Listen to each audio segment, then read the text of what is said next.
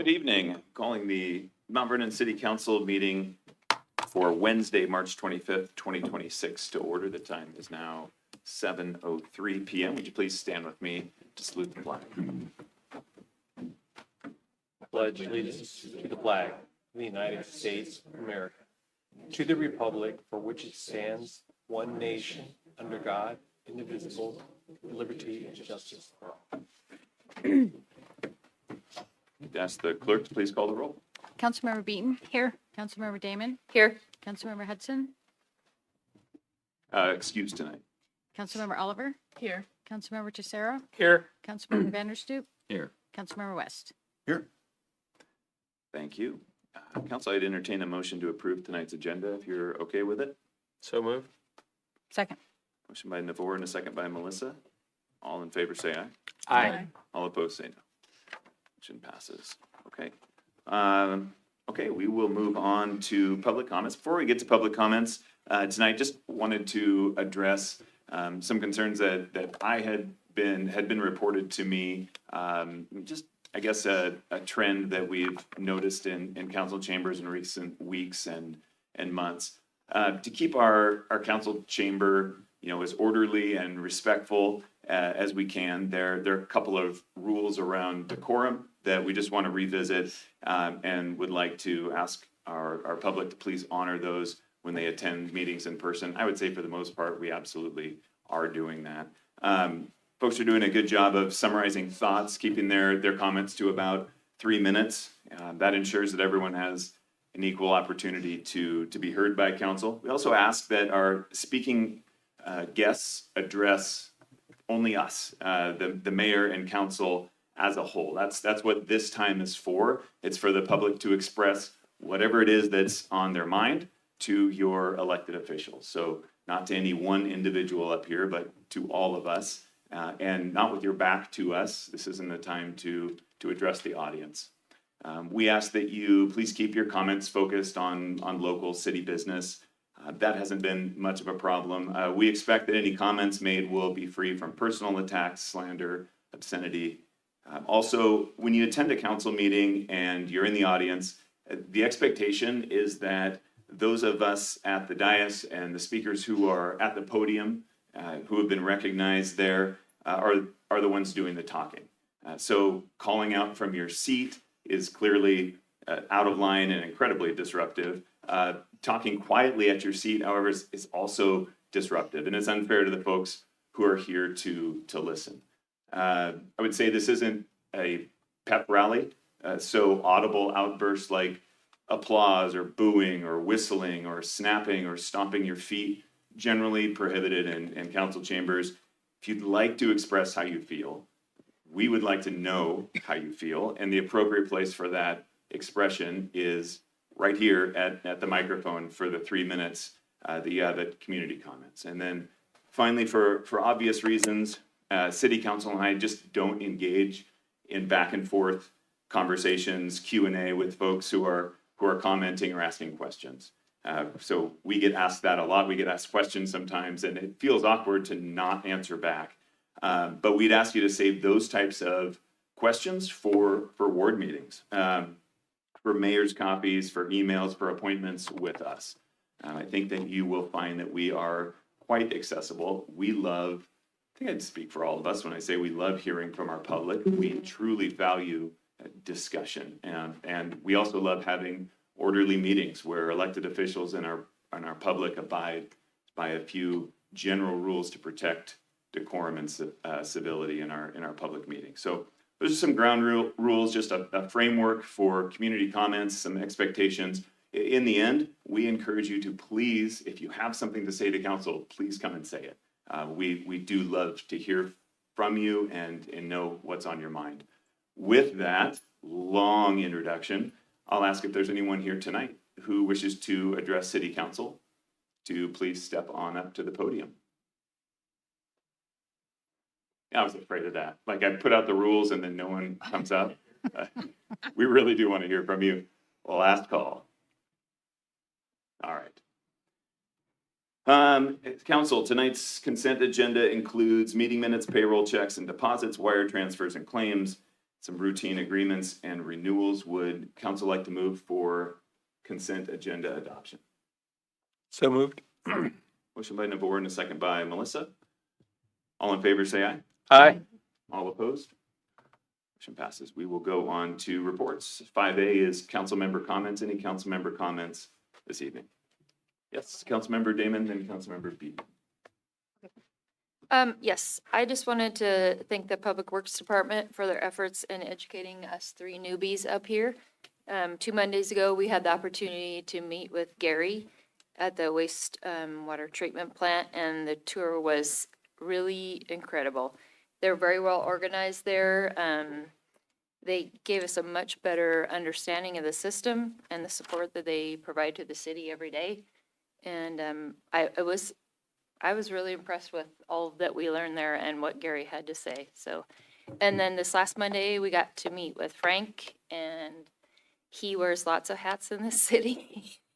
And then with Chris for a little bit, and it was really informative, and you guys both do an incredible job. So I just want to thank you so much for that.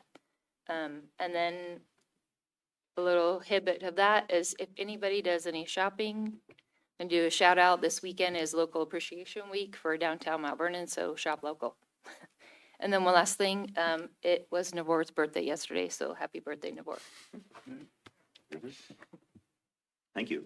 Thank you, council members West, Damon, and all of you for taking the time to invest and find out. We love it when you all come in and find out what staff does. It's great. Thanks for taking the time.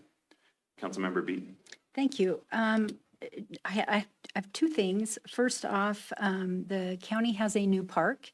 It's called the Uwasta Big Lake Park.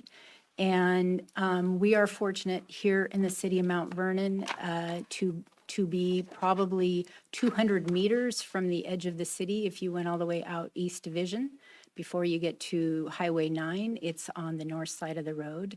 And if you have not had an opportunity to get up there yet, to get up to the rock and the trails that have been built, it is a phenomenal 360-degree view. And I just would highly encourage you to get up there. It's pretty cool. And it's in our backyard. Secondly, I just wanted to say that I had an opportunity, as did the mayor and Councilmember Tercero and Damon, to go to the Star Center ribbon cutting. And the Star Center is a remarkable facility that has come from out of the North Star Initiative. And the thing that's so cool about the North Star Initiative is it brings together not only the county, but the city of Anacortes, the city of Cedar Woolley, the city of Burlington, and the city of Mount Vernon, all aligned in helping people that suffer from addiction and or mental illness. And I think it's more than it's just the cities coming together.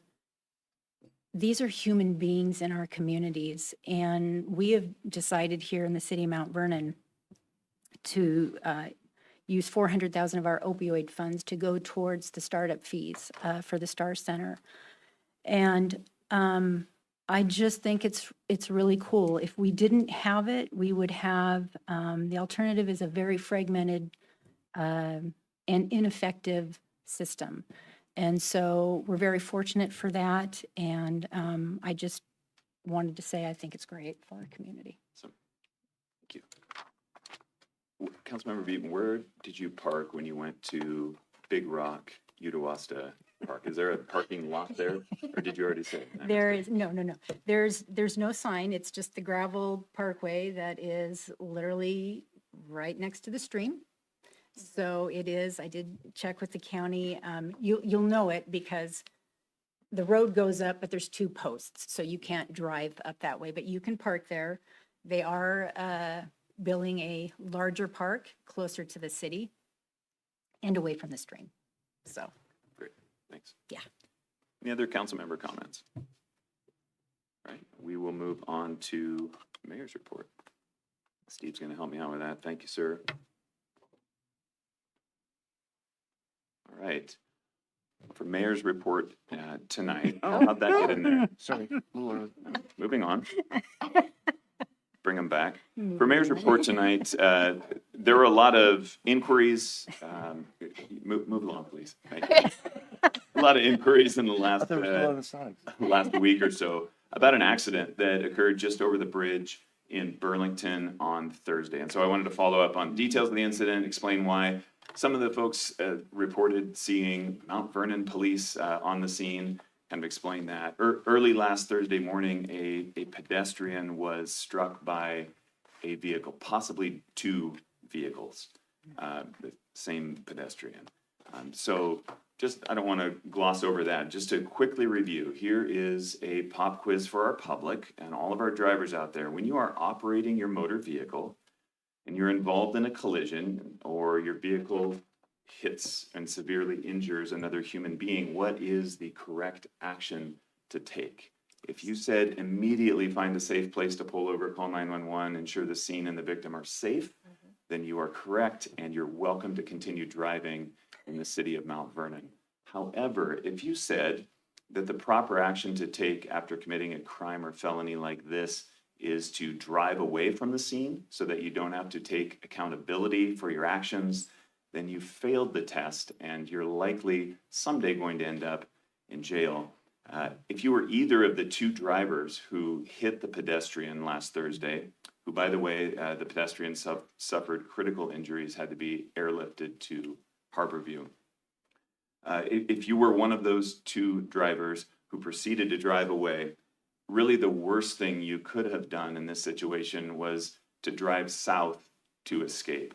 And to come into a city like Mount Vernon that uses automatic license plate reading cameras to keep its residents safe.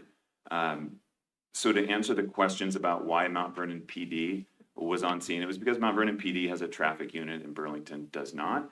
But both of the hit and run drivers will likely be charged, prosecuted, and brought to justice because of the significant evidence gathered from traffic cameras in Mount Vernon. So I hope, we all hope, that the victim of this inexcusable crime will fully recover.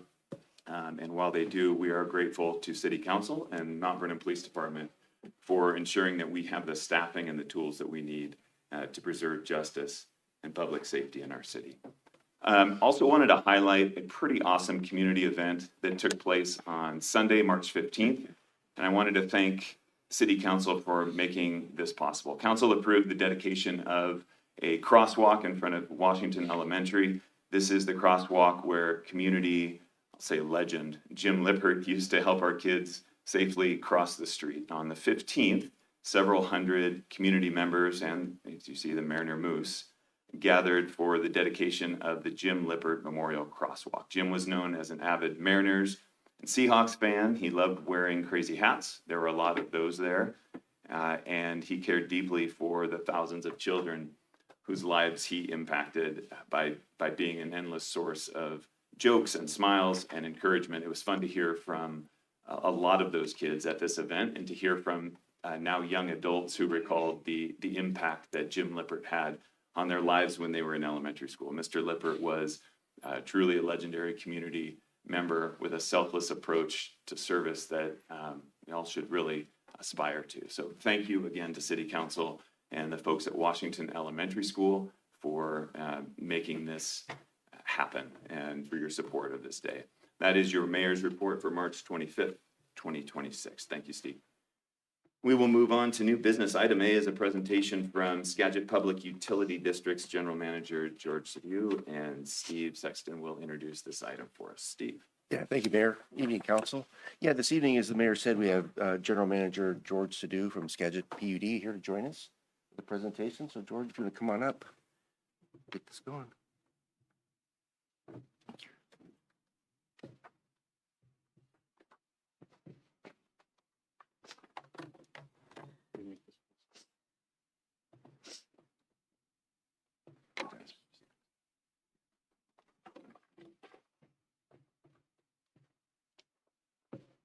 Okay, that's bigger. All right, good evening. Thank you, Mayor. Good evening, Council.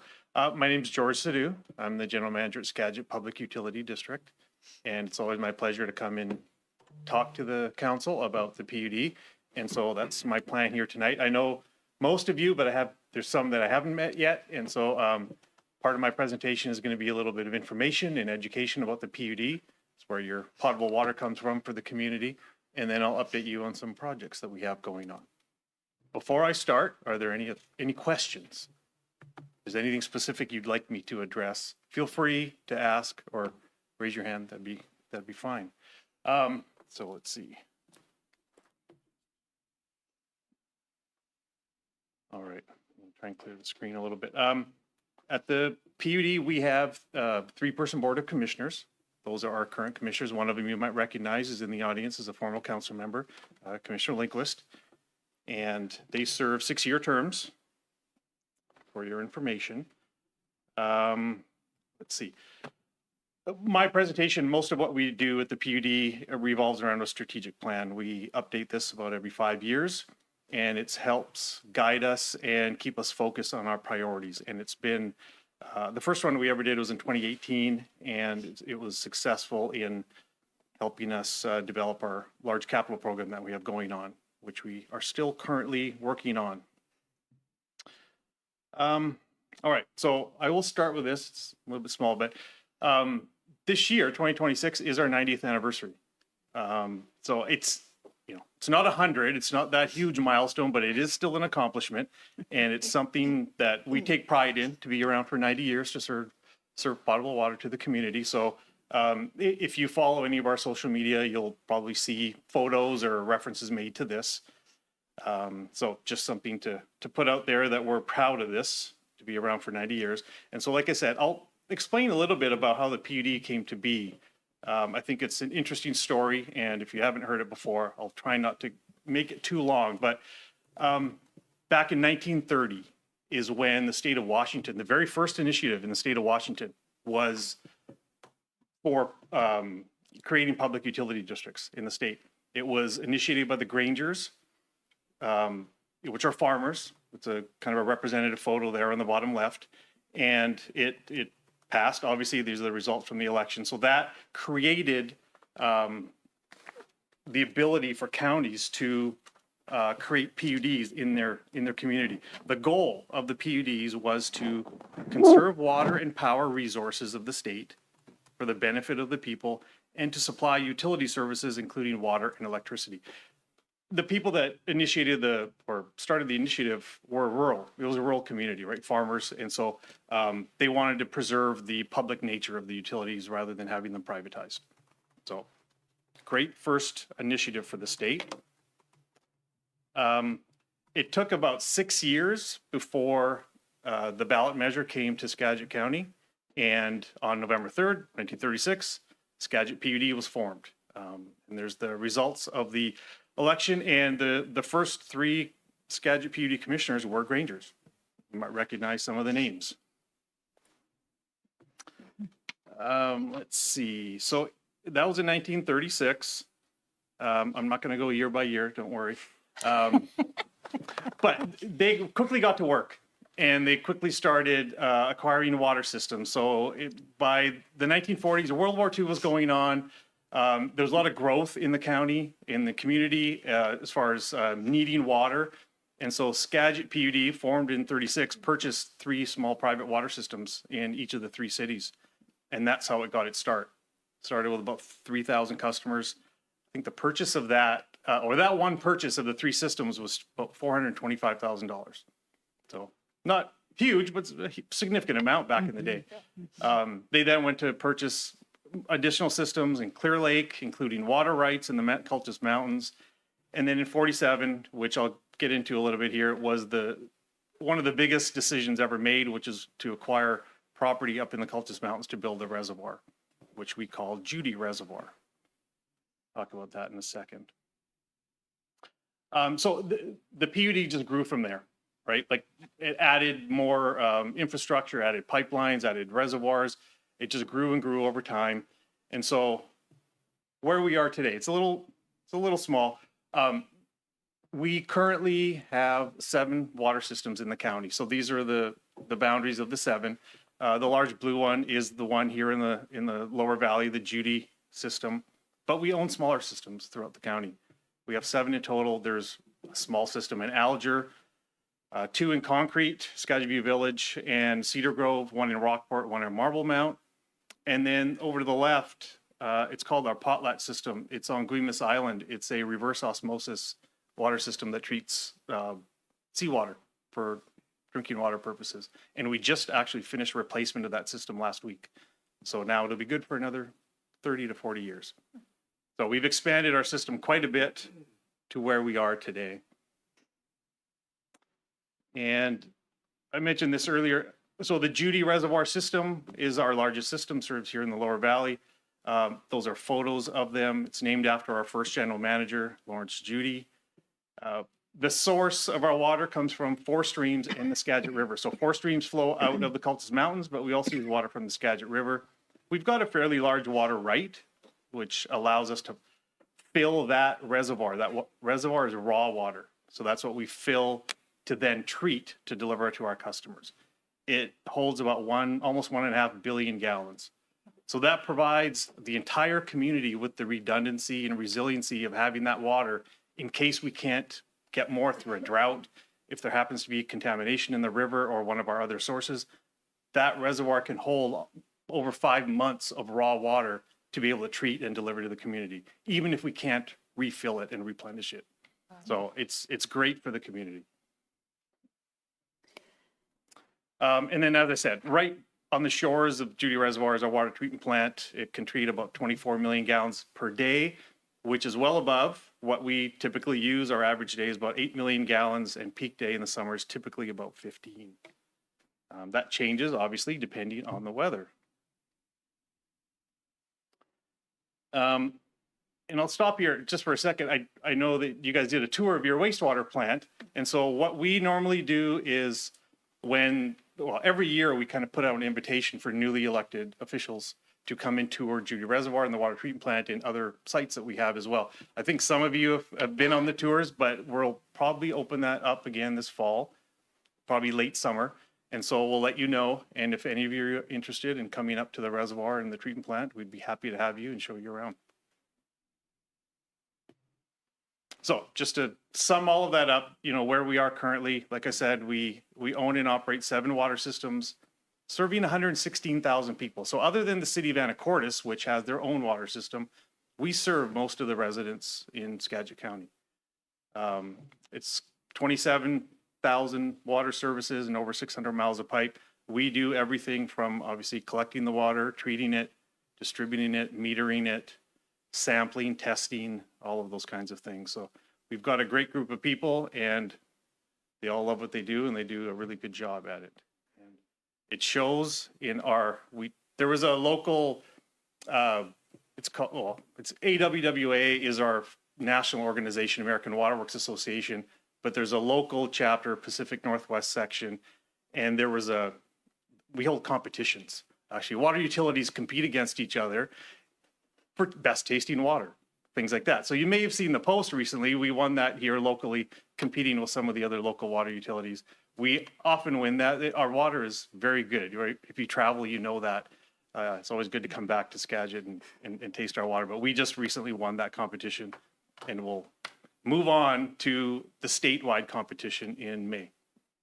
So I'll stop there in the history lesson. There's no more history. But in case there's any questions about anything I said, or if there's any clarification. Any questions for George?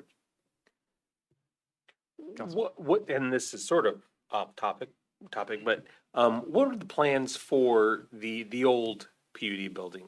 Are there any plans for that facility? A good, timely question. Yes, we moved into our new admin building just about a year ago. So in that building that's still on Freeway Drive, our operations department still occupies the southern half, roughly. And the northern half, you will probably see a sign go out on our lawn this week or next week. We're going to have that up for lease. So we're going to make some repairs that we need to do for the roof and the HVAC system. We want to preserve the building for potential future growth or needs that we may not anticipate just yet. We originally had a plan to piece that out and sell it. That didn't come through. So we kind of took a step back and decided what was best for the organization. And so we're going to keep the building as a whole, not sell off any part of it, but we'll lease it to somebody that may be interested in using that space. It's about 13,000 square feet. It's got a large conference room and a lot of good office space as well. So if you know anybody, have them call me. That answer your question? Okay. All right, I'll move on and update the council on just a few things that we have going on. Water rights. I talked about how many water rights that the PUD has. There are other people in the community that have water rights as well. Irrigators are very important to our community. Obviously, they need a lot of water.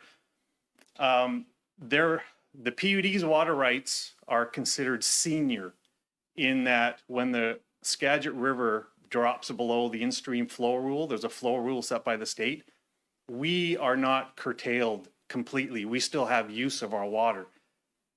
A lot of irrigators in Skagit County have junior water rights, and so they are affected by the in-stream flow rule. So when the river drops, they are not allowed to pump water. We can still pump it because we're providing it to our customers. Irrigators are curtailed because of the in-stream flow rule. They need their water when it's the driest, and usually when the river drops, that's when they need it. So we have been, for the past 10 years, temporarily transferring some of our water rights to the irrigators. We've done that during drought situations, 2015, 19, 21, and 23. They were actually state declared droughts, and we transferred some water rights to allow them to irrigate. It's a safety net for them, right? It allows them to irrigate when they normally couldn't. The last 3 years, we've done a pilot program where we've done it even when there wasn't a drought declared. We just did it seasonally for a small group. It was a pilot program. This is the last year of that. And these are, most of them, well, you can see the colors. It's for a couple of drainage and irrigation districts down for Island, and there's one private farmer in Cedro Woolley as well. So it allowed those users to have use from May to October when the river flows are low, and it provides them with security of water. We are now looking at trying to develop this program further. This was a pilot program for these 3 years with this group, and we're trying to now set some policy about, deciding whether there's any other interest in it and how do we make this, it's a resource. It's the PUD's resource as the water rights. That means it's the community's resource. So how can we use it best? And so we're exploring how to use these temporary water rights. And I'm sure we'll be in for a lot of discussions for the next couple of months regarding these, but it's really valuable to the community, and I think it's important to share. And then I'll end with some projects that we have going on. So this is just there's a lot of things on this map. The blue are water lines. The red is just a pressure zone boundary, but that's Judy Reservoir in the middle. So this is up in the Cultus Mountains around our Judy Reservoir. There's a small dot, kind of lower middle, south of the reservoir. We're building a new storage tank up just on some of our property near Judy Reservoir. It's going to be about a 1.6 million gallon tank to provide fire protection and water for the treatment plant and for the customers that live around the reservoir. Most of these customers, I don't know if anybody here lives up there, if you know anybody that does, their potable water is all pumped because there's no gravity flow in this area. So we're trying to build a reservoir at a higher elevation to provide gravity flow. Power interruptions are really bad if you need your water pumped. And so providing a gravity reservoir is going to be good for that area. So we're finishing up design, and we hope maybe this time next year to be starting construction. Also, a couple of projects at the water treatment plant. So you can see how important the water treatment plant and Judy Reservoir is to the PUD. We are replacing or upgrading our disinfection system. So we currently use chlorine gas as part of our disinfection process, and we store 1 ton chlorine gas cylinders up at our treatment plant. That's a photo of them. Chlorine gas is not a good thing if it leaks or gets out of its container. So what we are doing is replacing a lot of the gas requirement that we have with liquid sodium hypochlorite, which is just bleach. We can use that in our treatment process instead of chlorine gas. So we still will use some gas. It'll be much smaller. There'll be 150-pound cylinders versus 1 ton cylinders. So that'll keep our operators safe. It'll keep the people that live around the treatment plant safe. It'll keep really a lot of the community safe, because chlorine gas, if it gets out, it's heavy and it seeks a lower point, so it'll just flow down the hillside, which is not good. So this is something that we're planning on upgrading, hopefully start construction on that this year. Georgia, will we notice a change in taste? You will not. No, when we went through the design process, we looked at a lot of different options on what to do, with the ultimate goal of not changing the taste of our water, the quality of the water. And so we looked at a lot of different solutions, and we sampled a lot of them and tested it to make sure that the parameters were all the same. And this, we could have gone to something else, but this kept it where it is right now.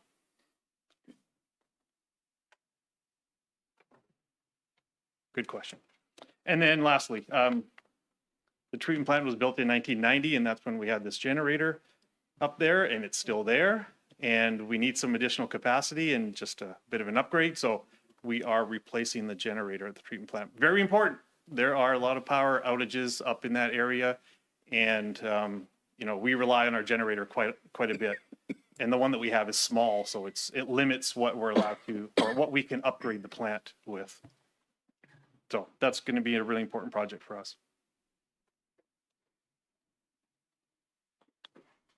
And there's my contact information, which I can provide, or the mayor has it, Steve has it as well, if you need to get a hold of me, but I'm happy to answer any questions that you might have as well.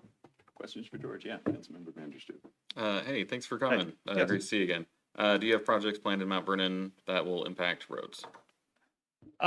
We are in the middle or towards the end of a design of a pipeline project up in the Hillcrest neighborhood, and we're talking to your staff about some permit conditions and some timing of that, but nothing definite as of yet.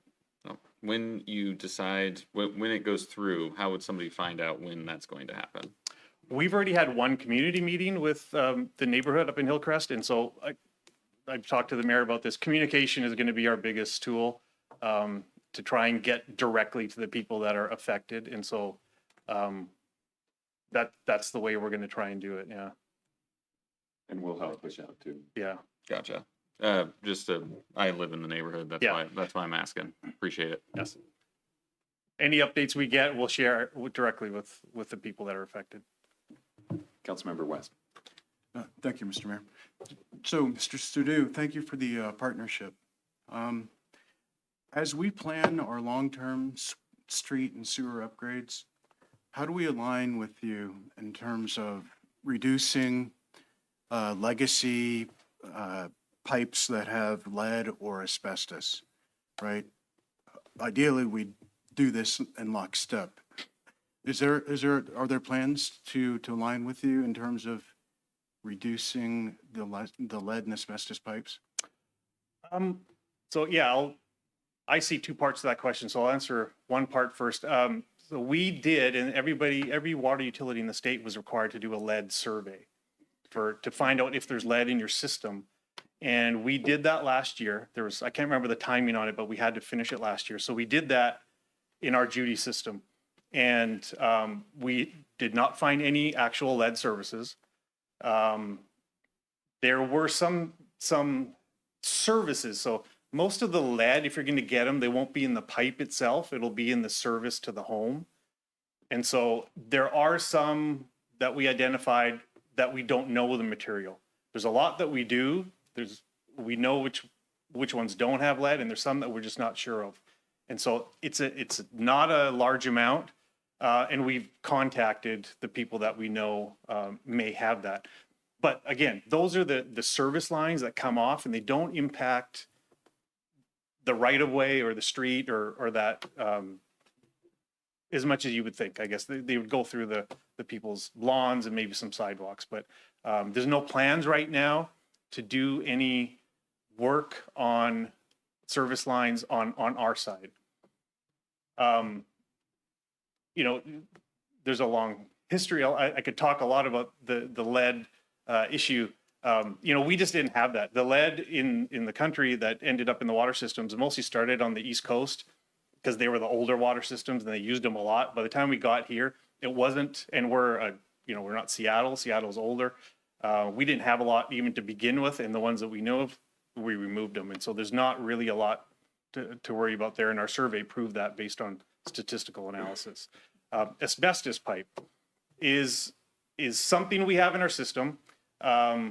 It doesn't impact the water quality. It doesn't impact what goes into the water. It's asbestos is bad when it's dug up and it's friable and it's busted into pieces, which it doesn't happen with a water system. We do get leaks on asbestos pipes, and so there's a certain diameter and condition of them that we do have a kind of a program where we've gone through and replaced a lot of it. But there's some asbestos cement pipe that is great. It's hardy, it lasts, and there's no degradation, and there's no necessary plan to get rid of it just because it's asbestos cement pipe. There's no water quality concerns with it. And there's a second part, which you didn't ask specifically, but we do a lot of coordination with all the cities and with the county as well. So I think there's quarterly coordination meetings to make sure. It doesn't always work, but we try to align projects so that if we go into a right of way or go into a neighborhood, we're only damaging the infrastructure once. If we're going to tear up a road, it's best to do it just once. So we try and align with, like I said, cities, counties, PSE, Cascade, anybody that's interested in digging a trench or creating a disturbance, we try and partner with them as much as we can. Other questions? George, thank you for that coordination. Thanks for the presentation and the information tonight. Yes, thank you. Thanks, George. Thank you, Commissioner Lindquist as well. If I could. Oh, yeah. I thank you, George, for coming. I always enjoy hearing about what's going on at the PUD. But I also enjoy that it gives me an opportunity. Joe has a little bit of council history with us. How many terms did you serve, Joe? 3, 4? At the time he was elected, I believe you hold the record for the youngest person elected to city council in Mount Vernon. And, at the time. Yes, and still in public service. So thank you. Thanks, George. Okay, thank you. Was Joe supposed to talk according to your rules? You didn't want to hear from the audience, right? That was That too much, Commissioner Lindquist. All right, we're moving on. Thank you, gentlemen. Item B, tonight's presentation and public hearing for the city's CDBG annual action plan. And our Development Services Director, Steve Sexton, has this item. Steve. Thank you.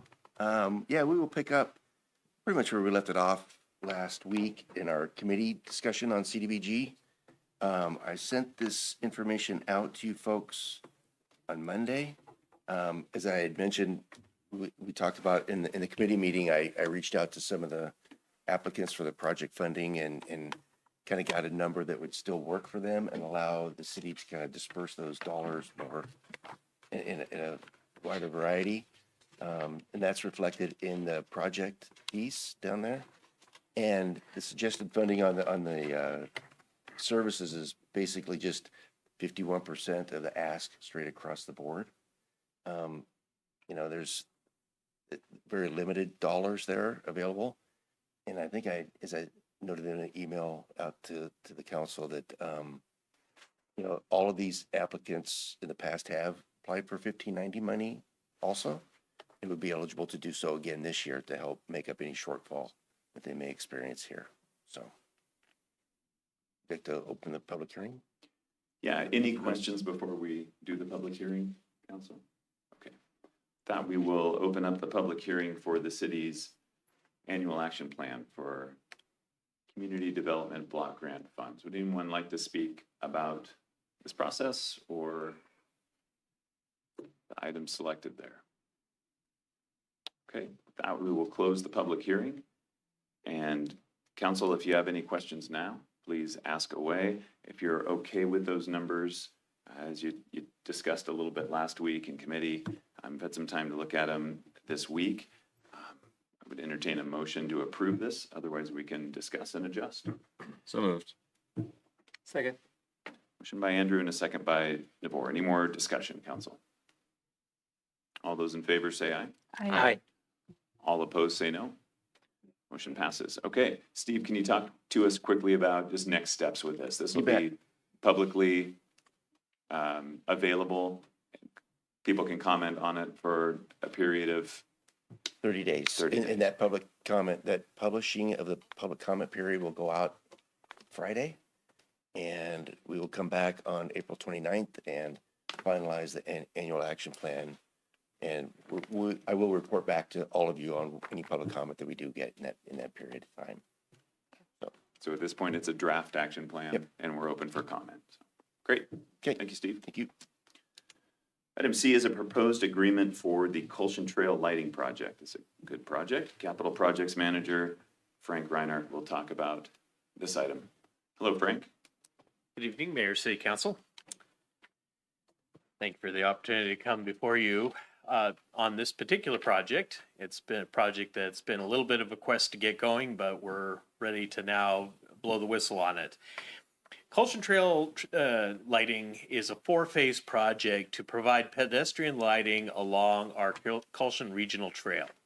The first of the Colson Trail projects was lit up here about 4 or 5 years ago. This was a leg of the trail that is the westmost leg of the trail. And the lighting project basically involves running a conduit down the trail and setting up pedestrian lighting as we go. We do equip that pedestrian lighting for camera use as well, from the standpoint of enhancing the security and the use of this trail. Without the lighting, this trail is a very dark trail. Once you get away from any of the streets that the trail crosses, it goes black very, very quickly. And it's been an impressive thing to be able to stand right now on, I want to say 18th, and look one direction and see a nice well-lit trail, turn around the other direction, pitch black. So we've took this trail in phases, and and we're not doing these phases in order, unfortunately, just the way it shook out. So the next phase of this project, which is the one I'm presenting to you tonight, is actually phase 3.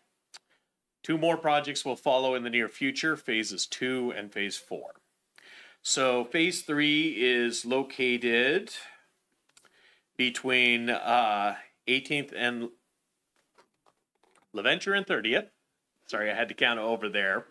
And this agreement that I'm bringing to you this evening is to authorize execution of an A&E professional services agreement with the Transpo Group to provide civil engineering, design, environmental, some limited real estate, and construction management services for this project.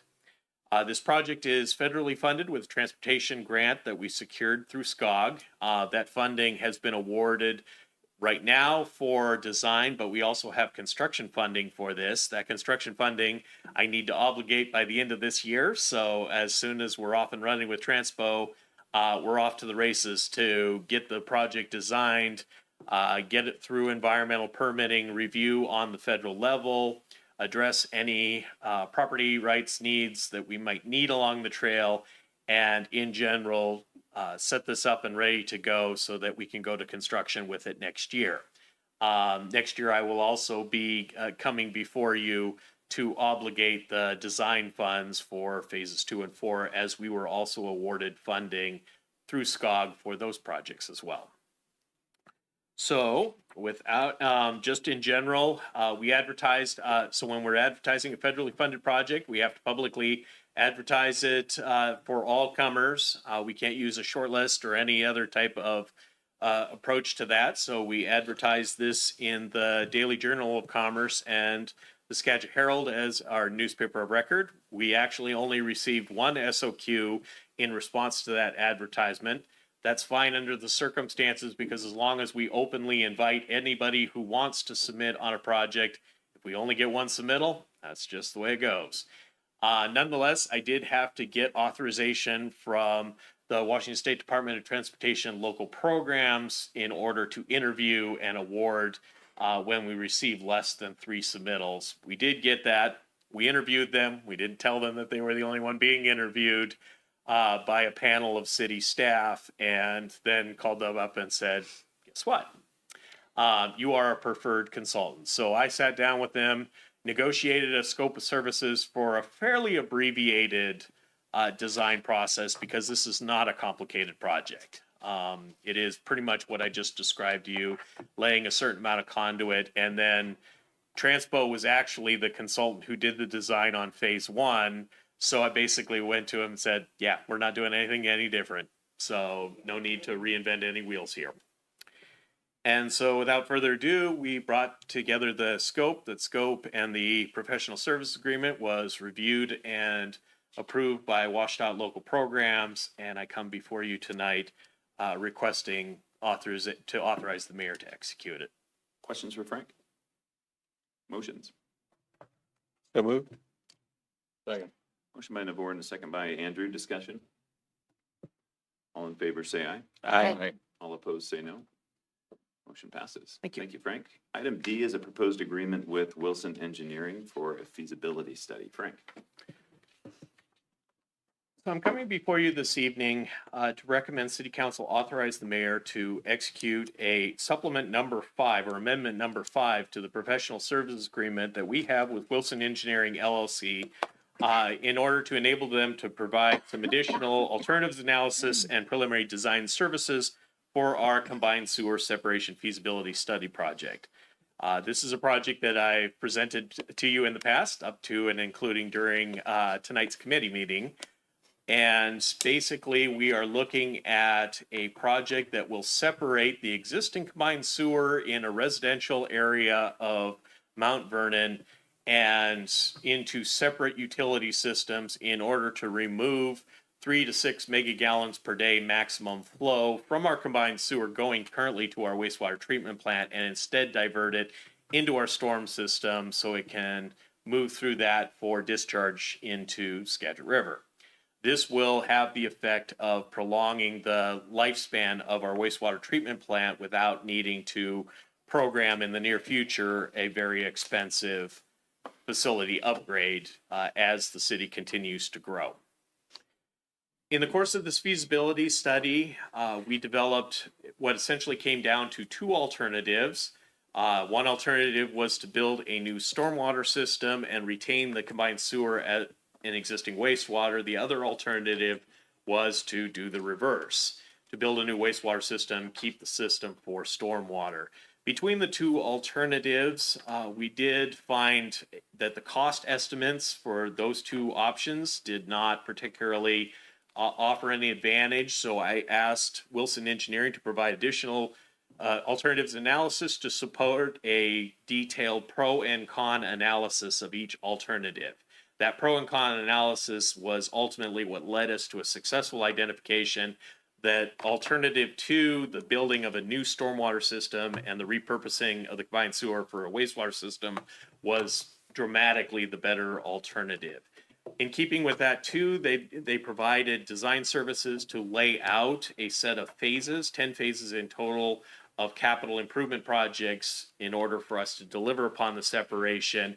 In the course of that, I wanted to avoid building new stormwater system within the existing private properties that currently have wastewater pipe or combined sewer pipe, I should say, running through them, and build those new storm systems rather out in the street in order to minimize the impacts on private property, especially where our current utilities run through backyards, similar areas where while we have easements, building a second pipe would require us to secure additional easements. And even if that weren't the only problem, would also cause considerable disruption to people's private property in order to build this. So those additional services were a bit out of scope, and that's why I bring to you supplement number 5 for your consideration this evening. Questions for Frank on this amendment? Motions? So moved. Second. Motion by Navarre and a second by Demi. More discussion? All in favor, say aye. Aye. All opposed, say no. Motion passes. Thank you very much for your time. Thank you, Thanks, Frank. Frank. For item 7, I will ask our city attorney to please call the mayor and city council into executive session. Invite the mayor, members of the city council, to enter into an executive session to discuss with legal counsel matters relating to enforcement action, litigation, or potential litigation, which the city, the governing body, or member acting in an official capacity is or is likely to become a party with public knowledge regarding the discussion is likely to result in either adverse legal or financial consequence to the city pursuant to RCW 4230.10 subsection 1I. And moreover, to discuss issues related to collective bargaining sessions, planning or adopting strategy or positions related to collective bargaining, which is exempt from the Open Public Meetings Act pursuant to RCW 4230.140 subsection 4. 20 minutes, reconvene at 8:13 with no final action added. And with that, City of Mount Vernon City Council meeting for Wednesday, March 25th, 2026 is adjourned at 7:54 PM.